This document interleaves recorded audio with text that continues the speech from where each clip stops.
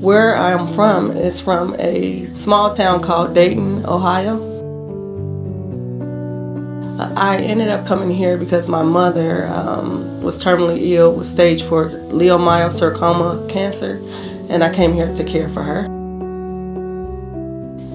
It was 2010. I'm 42, so maybe about, I don't know. Yes, I was in the Army. Technically 10 years. When I first went in as a cook because I couldn't cook a lick, couldn't boil water. So I got a bonus, and I also got the lesson of learning how to cook. I wanted to see the world, but I also wanted to give back to my country, where I hadn't went too far in life. Like I wasn't able to travel due to financial reasons. And I used to see these commercials about an army of one and how you can get an education and you're also serving your country, but you also get to travel. And so I didn't have any children, and I wasn't close with my biological family at the time, and so I chose to try my luck. Shalamar Parrish is a woman now.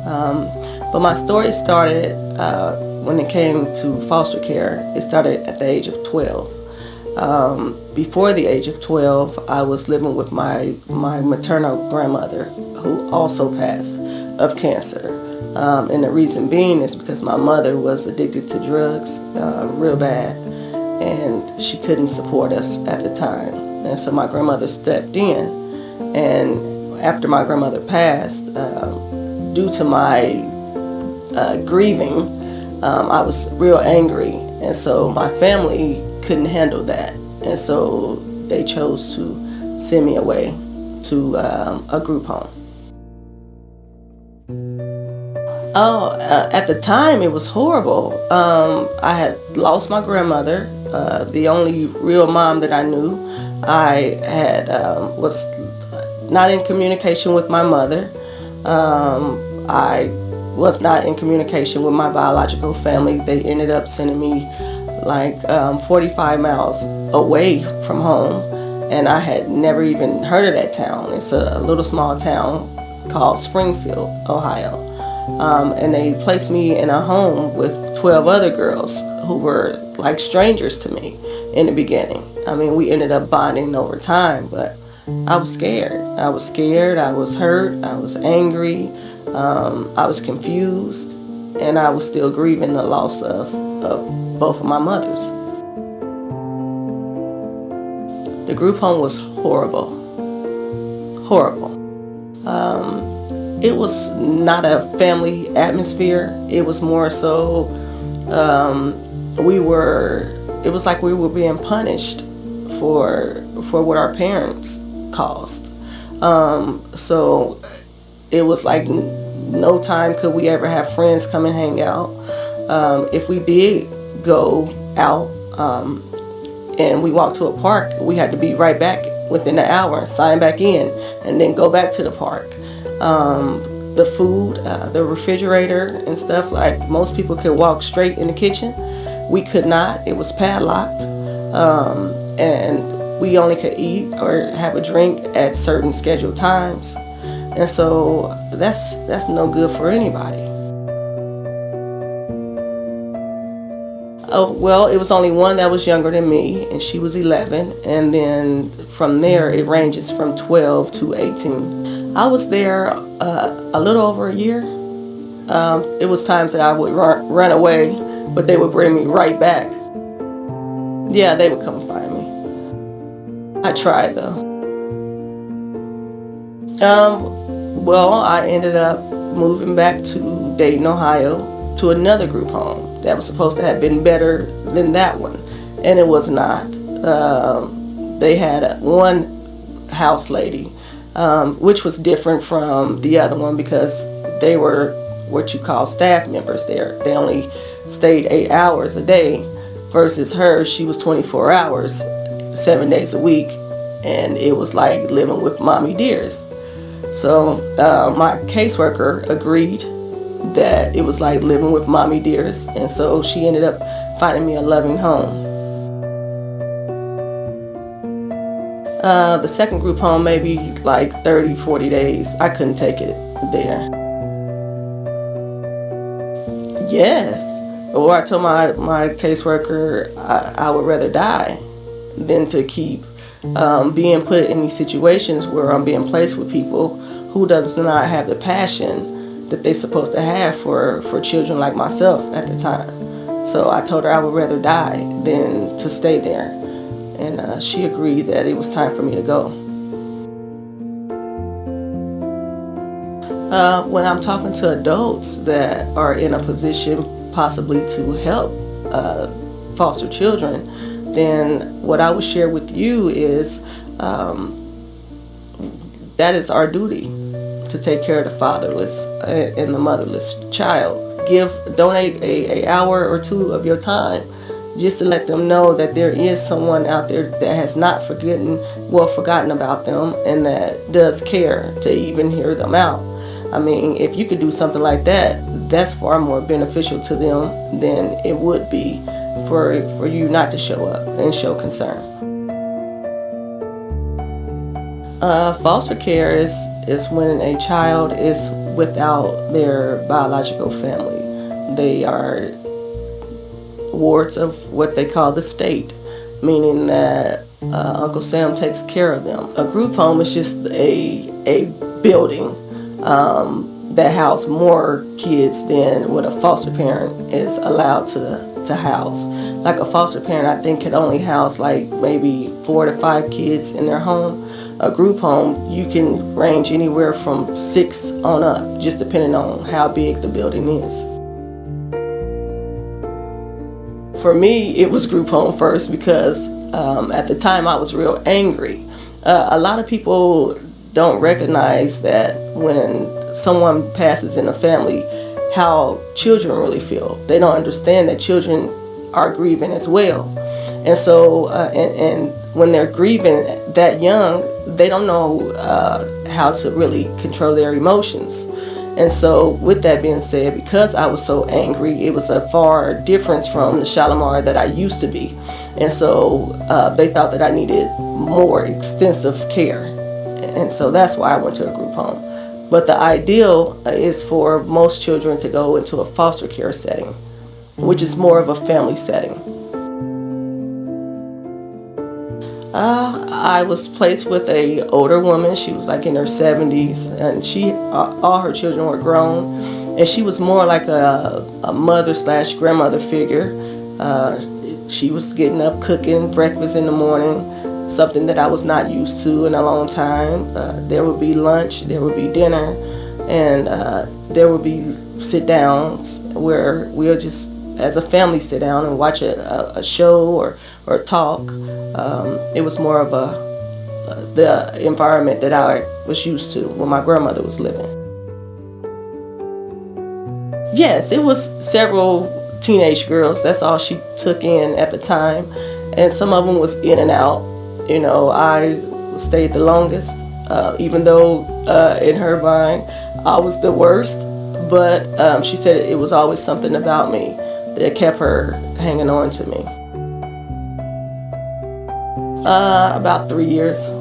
Well, I ended up moving from that foster home, and I moved in with a family member, their best friend, who was also a foster parent. She just wanted to take me in, and so I ended up hurting my foster mother's heart because I ended up leaving that foster home, and I ended up going and stay with her, and that didn't last long.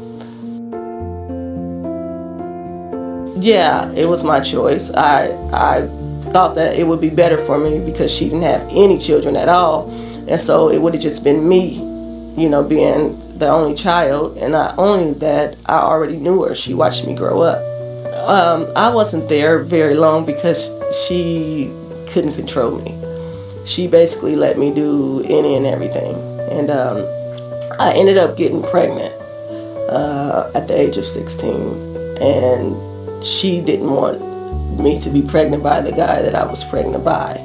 And so I ended up having an abortion I had to go to the clinic by myself. They didn't want to give me the abortion because at the time, instead of being 3 months, I was 5. And so, but I cried and I told them that if I don't get this, then I'm going to have to move and go to another foster home. And I didn't want to do that. And so I ended up really against my principles. But at the time, I had no other alternative, so I thought. And so I ended up aborting my child. And then about 2 weeks later, I ended up having to move from there anyway. It just, it's like I'm that kid all over again whenever I go back to all of that. And so I've always strived on not looking back. You know, I can't control all of that stuff, but I can control my direction. And so I really never try to look back.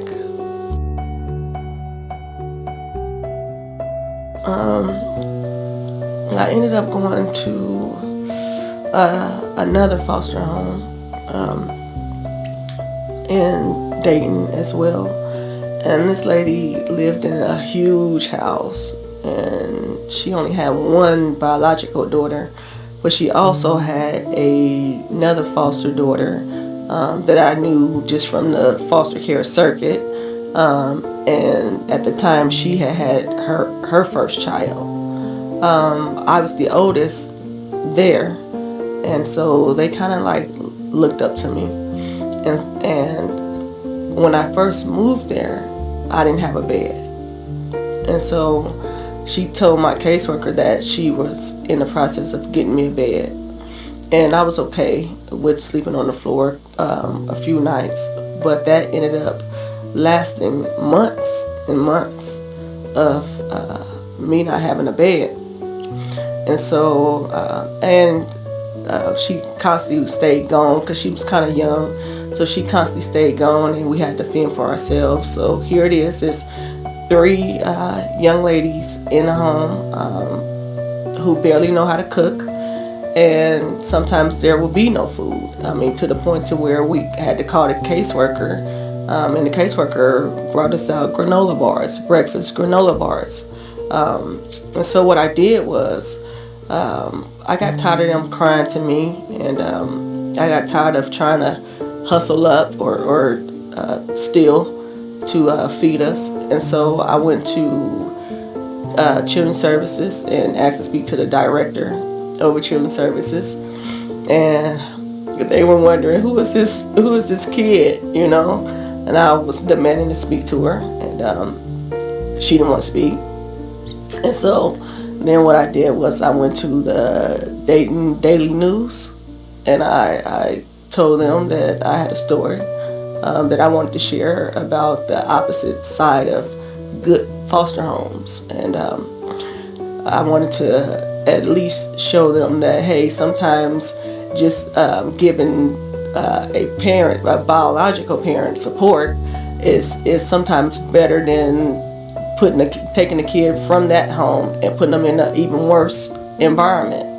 And so they ended up coming out, and they interviewed me and the other foster girl, and we both agreed what was going on was indeed a fact. And so they went to Children's Services, and next thing you know, Children's Services shipped me off to I'm skipping a part. I went to my high school, to the art teacher, and I said, I want to picket. I want to protest in front of Children's Services. And so he said, why? And I told him. And he said, well, after school, you come back and I'll help you. And so on one side of the sign, it says, Lord, hear our prayer. We need decent people to come forth and care for us. And then on the other side, it says, no peace should be given to the wicked. And so I went to Children's Services, and I, by myself, protested. And that kind of like ticked them off. And then on top of the news coming to them and talking to them, ticked them off. And so they shipped me to a place that's called Rosemont in Columbus, Ohio, that was ran by nuns. That was the best thing they could have ever done for me, and that's begun my change in loving myself. When I got there, it was on lockdown. We were locked down 24 hours a day. It was for like the bad teenagers. Well, I had a counselor who asked me to share my story with her, and I did. And she said, well, I believe that they sent you here to shut you up. And she said, but we're going to make the best out of it. And she said, do you know why you started getting angry when you were 12? And I said, no. I said, I was just ticked off. And she said, no, you were grieving. She said, who wouldn't be grieving if you had a drug addicted mother who was not around? You had an absentee father who was not around. You had a grandmother who was your main support, but now is deceased, so she's not around. What kid wouldn't be grieving? And when she said that to me, it solved what I thought was wrong in me. It's one thing for people to point their finger and say that you're bad, but it's another when you feel like, yeah, I'm bad. But then it better explained to me why I was so angry. And what she told me was, you're not in control of everything before this moment, but you are in control of everything that happens after. And so that has stuck with me, and that has caused me to be on a different journey. Most foster children that I know of have given up. They have thrown in a towel, and I just refuse not to.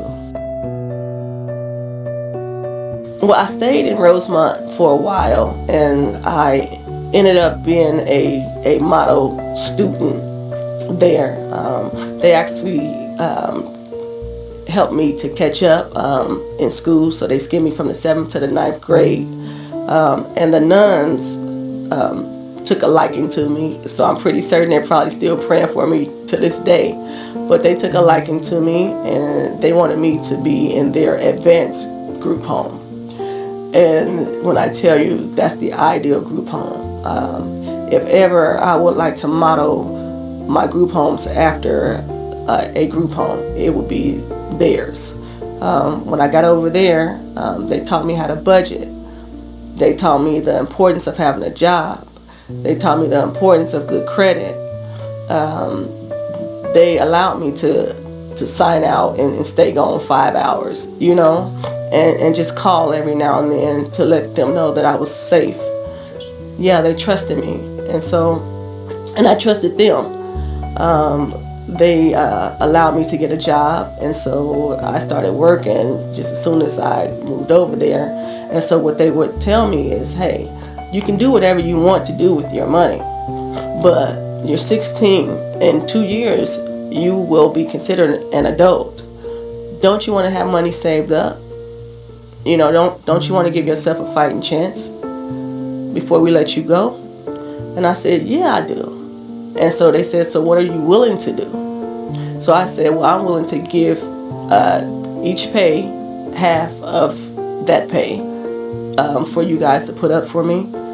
And the other half that I'm left with, I'm going to spend half of it on getting things that I feel like my apartment or wherever I'm going to live will be needing. And then I blew the other half, or maybe nails or getting my hair done or something. But they taught me how to be responsible, and they taught me how to prepare for the future. I was altogether, I was in Rosemont from the age of 16 to 18, but I got emancipated from there at 17. But they still kept a close eye on me until my 18th birthday. Well, after I left Rosemont, me and a girlfriend of mine thought that it was just going to be the ideal situation to live in the suburbs. We both thought that if we both did our part, we could afford this luxury apartment. Well, That lasted maybe about 3 months. We ended up getting kicked out of that. But at the time, she had also gotten herself pregnant. And so she put herself on like a housing list. And I ended up moving in to an apartment with her that I wasn't supposed to be living in, because it was just for her and her daughter. And I didn't like that situation. I felt like I was leaning on my friend more than I wanted to. And so I ended up making the decision to go to Job Corps. I figured in Job Corps I can get my GED because I had not graduated, and I felt like I could at least get a trade, and I would have a place, a roof over my head, and all of that. So I ended up making a choice to go all the way to Detroit, Michigan, to Job Corps, which she wasn't too happy about that. But again, I wanted to see the world by any means, and I took that route.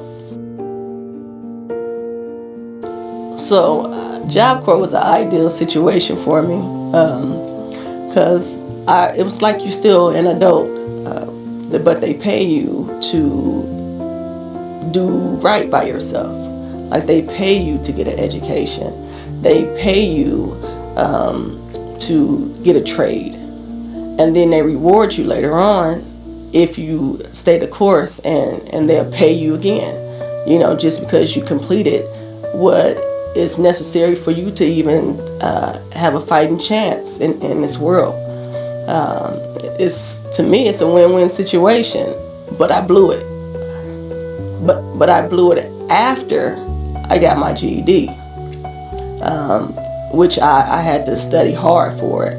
My plan was I was supposed to graduate in 96, so I wanted to have my GED in 96. And then I kind of like felt like it was more beneficial for me to have my GED than to have had to go the whole 12 years of high school. I guess I kind of liked the short route.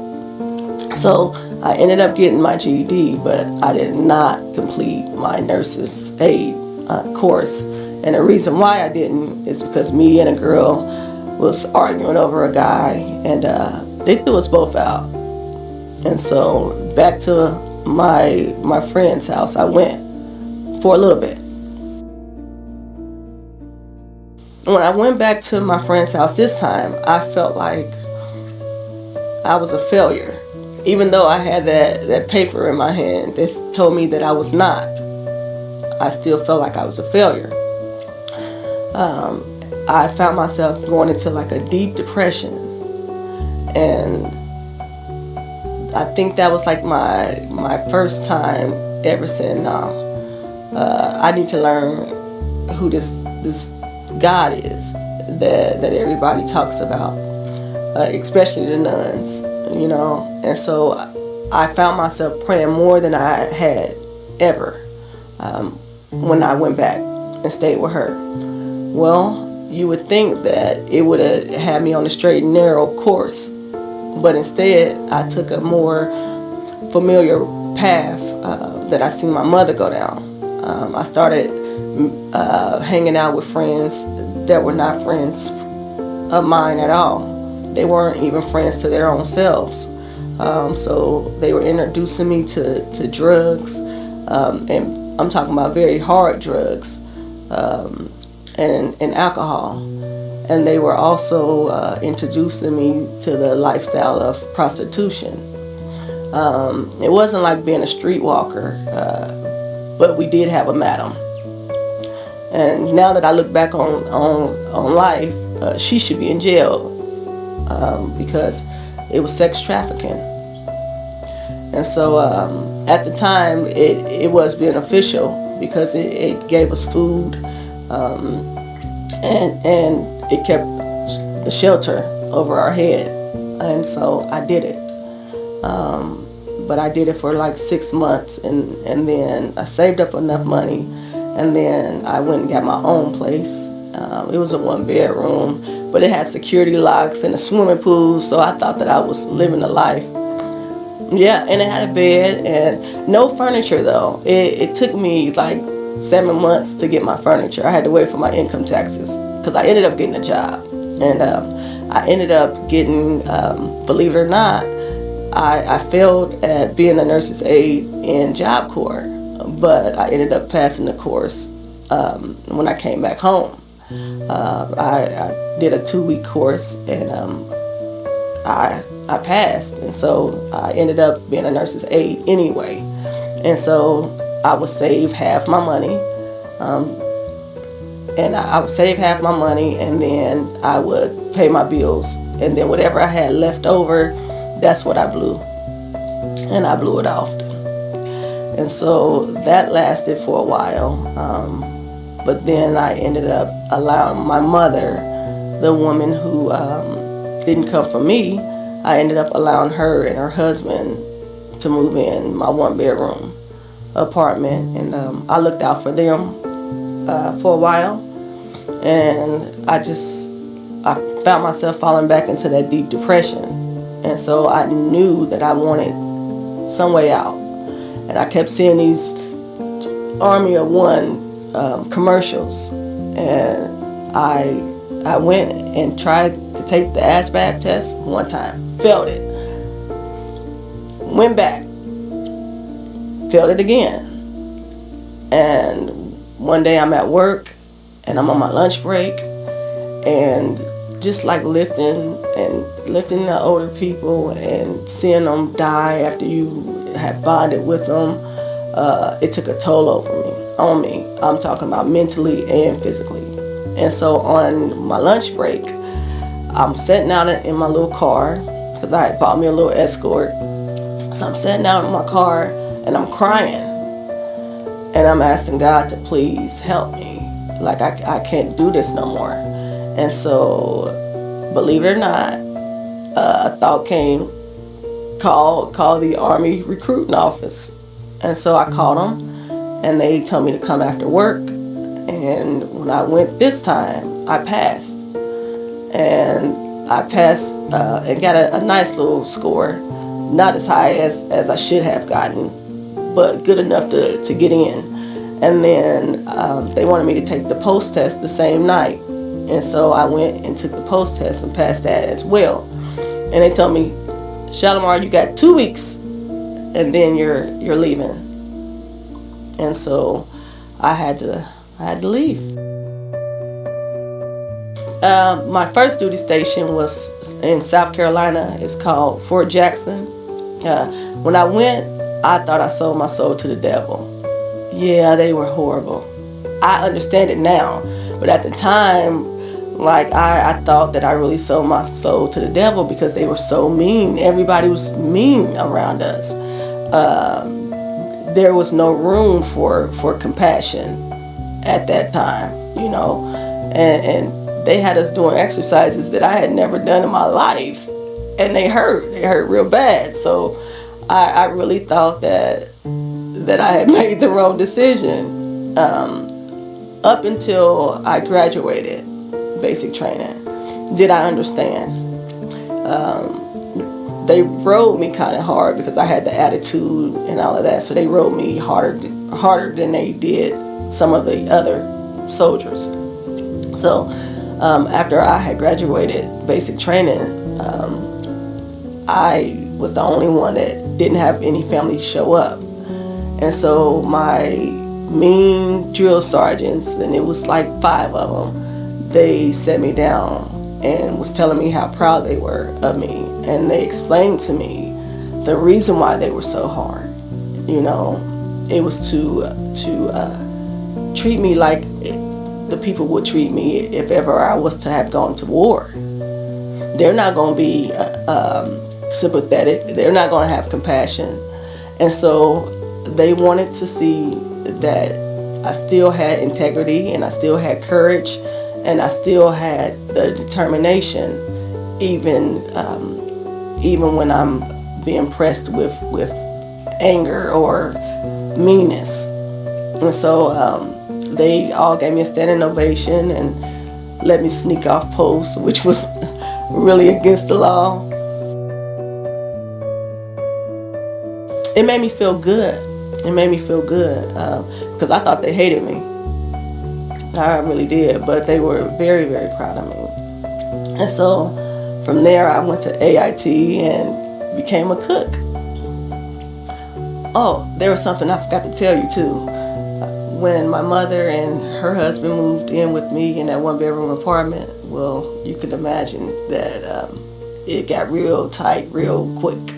So I ended up putting my name on a list for a low-income housing, and I ended up moving over there.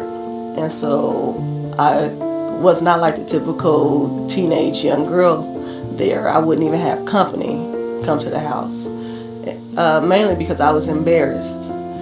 I never wanted to live in the projects. I never really wanted to rely on the system to feed me or clothe me.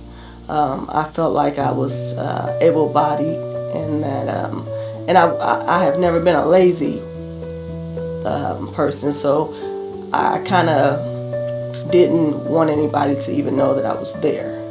And so when I ended up getting accepted into the military, and they only gave me these 2 weeks to get all packed up, and I was about to ship out, I had to go to the apartment complex and talk to them. And I was just honest. I was like, I don't know if I'm gonna make it through basic training, but if I do not make it through basic training, I don't want to be homeless either.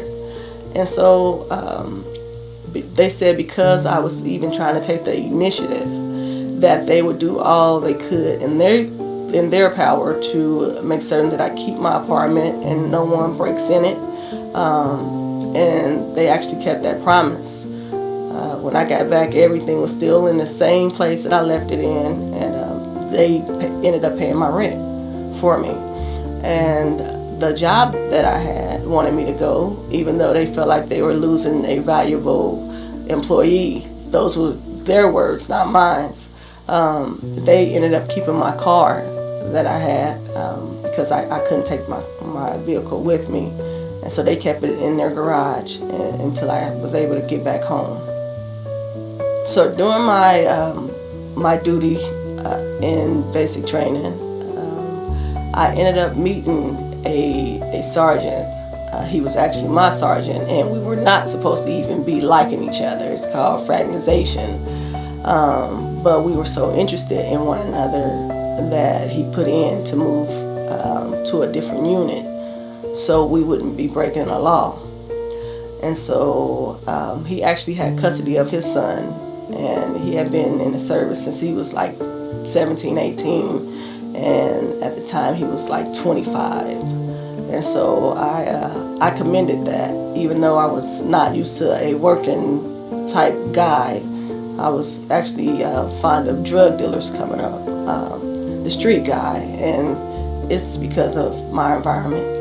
You know, that's all I seen, and all the women that was around me, or the teenage young ladies that was around me, all gravitated towards those kind of guys.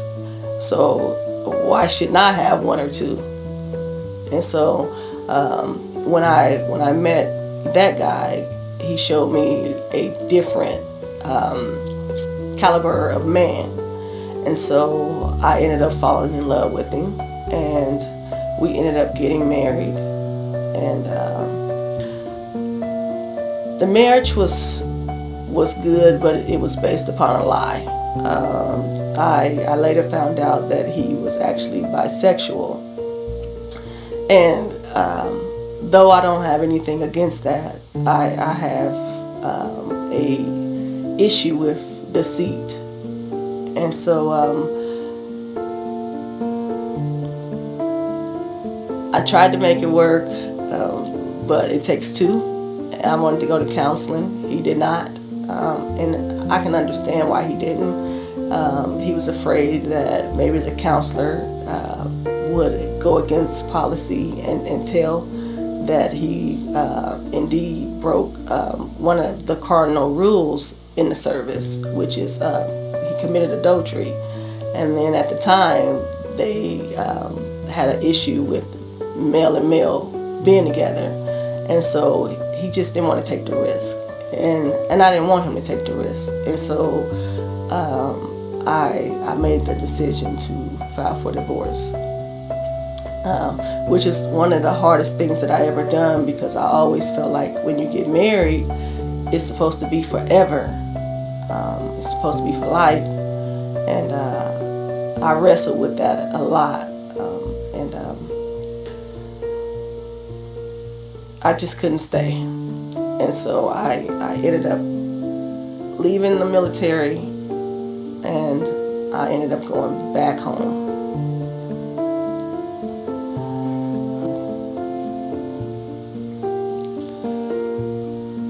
Well, during my separation, I was also dealing with a situation in the military.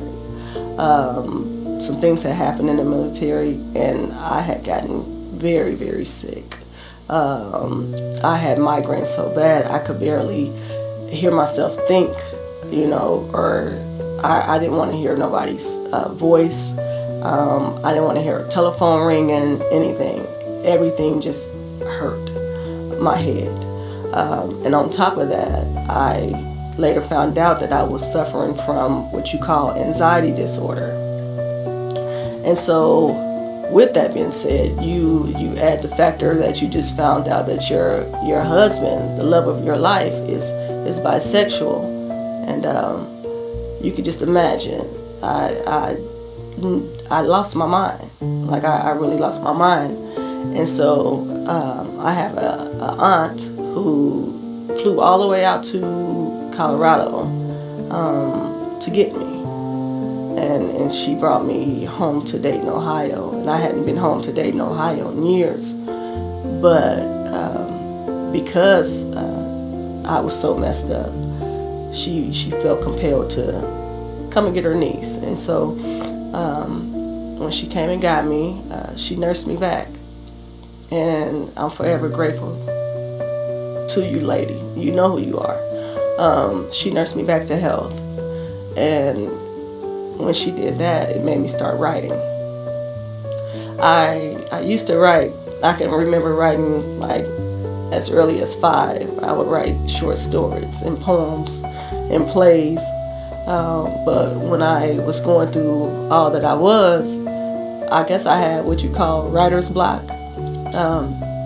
And so I kind of like put that on hold, because the main focus at that time was getting through life, the best way I knew how. And sometimes my methods were really, really bad, but they somehow worked, because I'm sitting here right now talking to you. So I started back writing, and I didn't know what I was writing about, but I knew that whatever I was writing needed to be written. And so what I did was I just started writing my thoughts. What was I feeling that day? Why was I feeling it? What do I need to make that feeling better, or to appreciate having that feeling?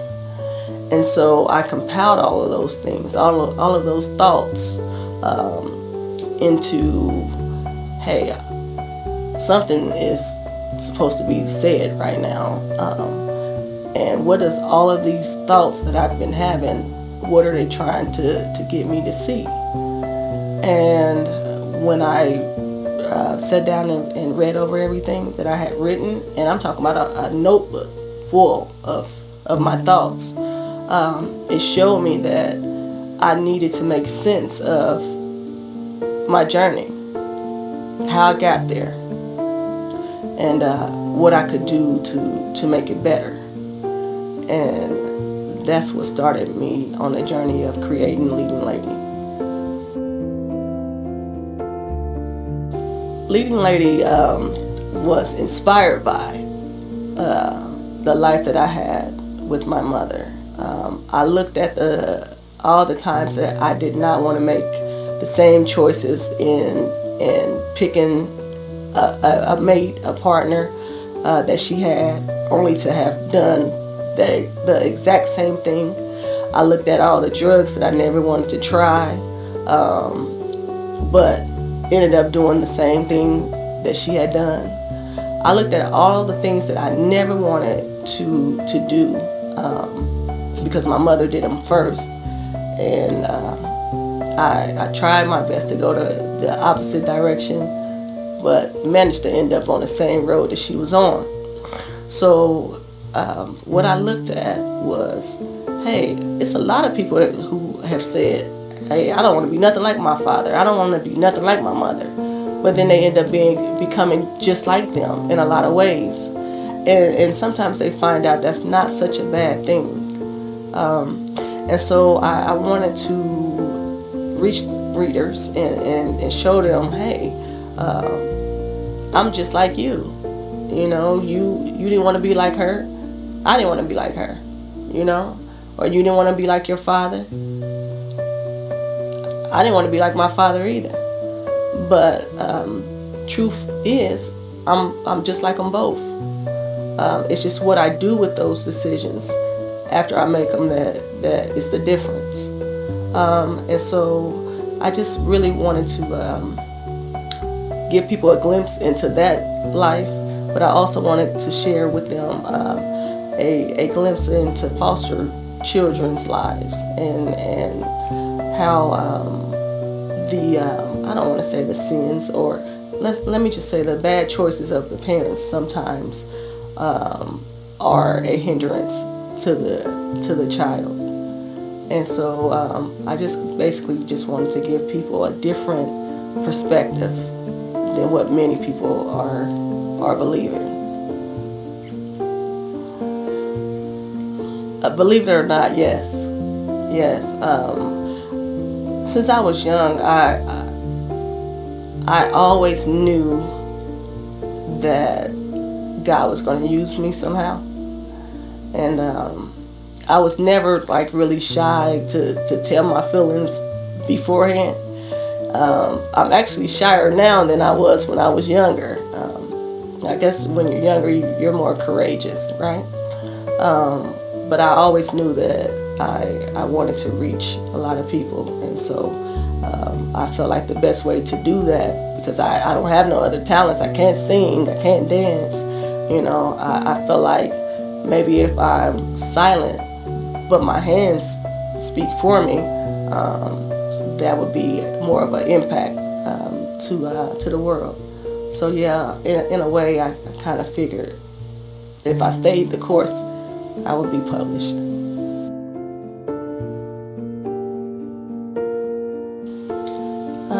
The young lady who may be going through what I went through in life, who does not feel like she's worth anything, I want to show her that she is worth it all. The young man who is going through what I had to experience, I want him to know that he doesn't have to resort to street life.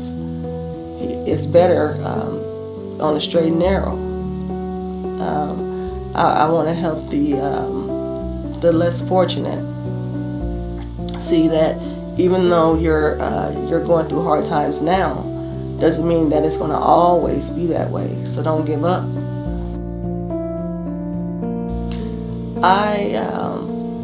I have a saying. I'm not in control of how I got here, but I'm in control of what journey or what path I'm trying to be on.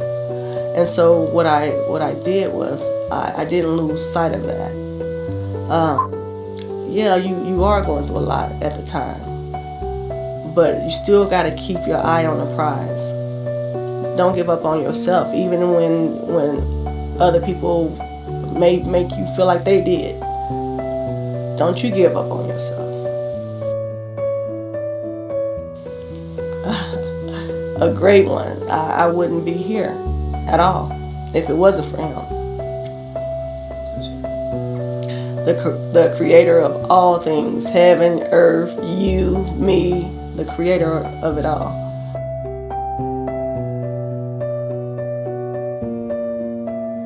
Well, if you would listen to me, yes, seek out the same God that I seeked out. But If you choose to go another route, that's fine too. Just as long as you don't lose sight of who you are and how great you are. Oh my God. If I could go back in time and to give my younger self some great advice, I can almost guarantee that it would be me telling her, hey, you are somebody. You are good. And this is something that you're going to get through. Just believe in yourself and forgive those who hurt you. Learn not to hurt yourself just because someone else inflicted pain on you. And learn not to inflict pain on others. Seek God. Seek being around great people who is going to be a support system to you. And find you someone to mentor you. Not the drug dealer and not the girl who's trying to grow up too fast, but maybe a teacher, maybe a next door neighbor. Yes, it's okay to ask for help. You must ask for help. You can only get so far on your own. Someone else has to help you.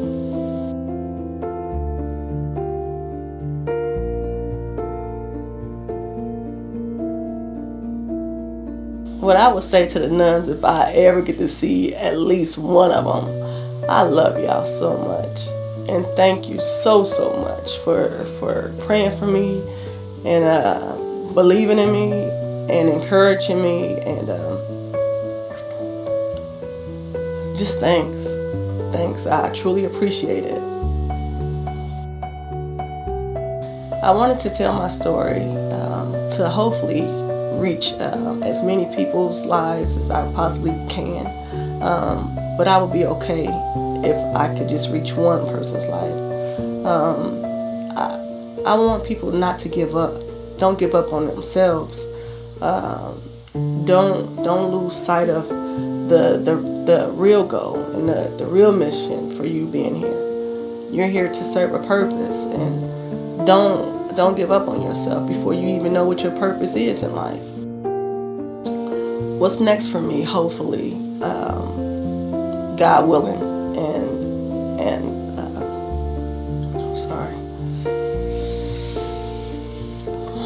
What's next for me, God willing, is I would love to own a group home. I have one son that I adopted. I had a couple of more sons that were foster to adopt sons that I wasn't able to adopt because I ended up getting in a domestic violence relationship. And so what I would like to do now is own as many group homes as I possibly can to help take care of some of these fatherless and motherless children. So if ever I had a dream that he would answer next, it's that. Because it would be based on love. And what I've learned is that love is unconditional. So I'm not going to be putting them out because they're coming grieved and angry and a little hard-headed. It's going to be based on love. Do I have another book? Yes, I do. I'm in the process of writing another one, and it's called A Shame and a Scandal, and it's a sequel to Leading Lady. I wanted to tell my story to encourage as many people as I possibly can, especially you. I'm here to help.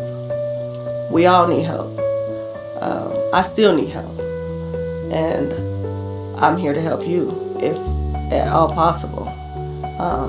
If you're finding yourself alone, if you're finding yourself uncertain about life, fearful about life, or abandoned, you can always reach out to me, and I'll try my best to get back to you. And if ever I cannot, don't you wait on me before you encourage yourself. Look yourself in the mirror and tell yourself, I'm somebody, and I'm be okay, and tell yourself, I'm gonna make it, and life is gonna be so much better for me than it is right now. And never give up on that. Never give up on that promise that you made to yourself, because you are someone, and I love you, and I need for you to love yourself. If ever you need for me to come and talk to you, if I can, I will. Or if ever you need me to come and speak to someone, I will. There's more information about me in the description below, and you can do it. And I'm here for you. Bye.